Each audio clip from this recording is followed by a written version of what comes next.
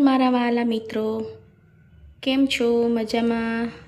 હું આજે બનાવવા જઈ રહી છું બિગનર્સ માટે કોબીનું શાક, કેબેજ સબ્જી. એના માટે આપણે જોઈશે કોબી, ઝીણી સુધારેલી કોબી અને થોડા એવા ટમેટાં. મેં એક ટમેટું સુધારેલ છે અહીંયા. અને કોબી અંદાજિત રીતે નાની તપેલીમાં આવી રીતે ભરાય એટલી મેં લીધેલી છે.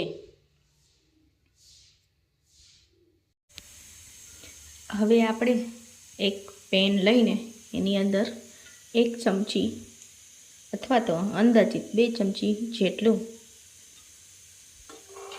તેલ મૂકીશું. તેલ થોડું આવે એની રાહ જોઈશું આપણે. ગેસને મીડિયમ ફ્લેમ ઉપર રાખવાનો છે. બહુ હાઈ ફ્લેમ ઉપર તપેલું આપણું બળી જશે. એના માટે આપણે મીડિયમ ફ્લેમ ઉપર રાખીશું. થોડું તેલ આવી જાય, તેલને જોવા માટે આ રીતે ચેક કરતા રહેવું. થોડું ગરમ જેવું લાગે આપણને.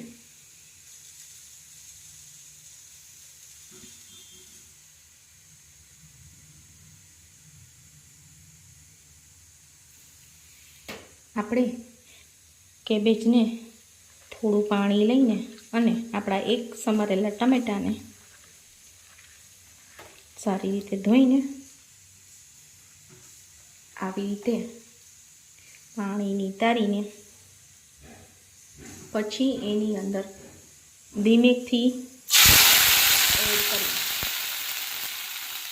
ધીમો ગેસ રાખીને હંમેશા કોઈ પણ વસ્તુ બનાવવી, જેથી કરીને અચાનક પાણી અને તેલ ભેગું થવાથી આગ લાગે એવું થાય નહીં. હવે ધીમે ધીમે આવી રીતે આપણી કેબેજ બધી જ અંદર એડ કરી દેવાની છે.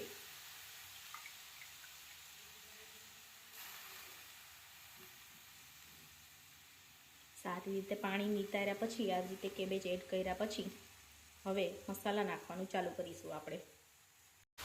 આવી રીતે કેબેજને વઘાર્યા પછી ઓઇલની અંદર આપણી પાસે છે હલ્દી 1 ચમચી અને નમક સ્વાદ અનુસાર. આપણે આની અંદર એડ કરીશું આવી રીતે. હમણાં ખાલી હલ્દી અને નમક આ 2 જ વસ્તુ એની અંદર એડ કરવાની છે. ચમચાની મદદથી ધીમે ધીમે આવી રીતે ઉપરથી નીચે બધી જ કેબેજ ધીમે ધીમે હલાવી નાખવાની છે, જેથી કરીને બધી કેબેજ વ્યવસ્થિત રીતે હલ્દી અને નમક બેવું મિક્સ થઈ જાય એની અંદર.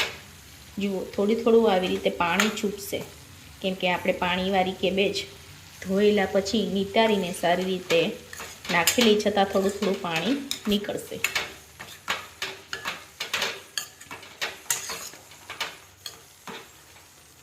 આપ જોઈ શકો છો આવી રીતે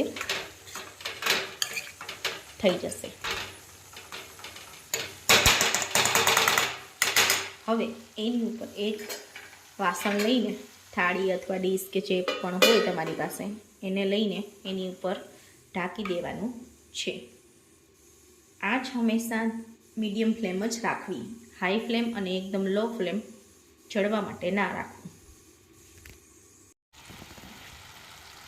થોડી વારે ચમચાથી આવી રીતે હલાવતા જવાનું છે અને ચેક કરતું જવાનું છે કે આપણી કેબેજની સબ્જી ચડી ગઈ છે કે નહીં અને એનું બધું જ પાણી બળી ગયું છે કે નહીં. જ્યાં સુધી એની અંદર તેલ ના છૂટે અને કેબેજ બરાબર રીતે ચડી ના જાય ત્યાં સુધી એને ચડવા દેવાનું છે. થોડી વારે આવી રીતે એમાં ચમચો હલાવતા રહેવાનું, જેથી કરીને આપણી કેબેજ નીચે બેસી ન જાય અને દાજવાનો ટેસ્ટ પણ ના આવે.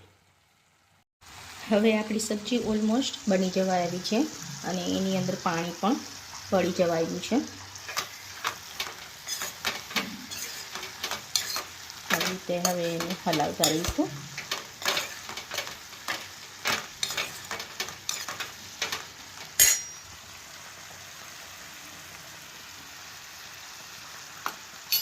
હવે સ્વાદ અનુસાર એની અંદર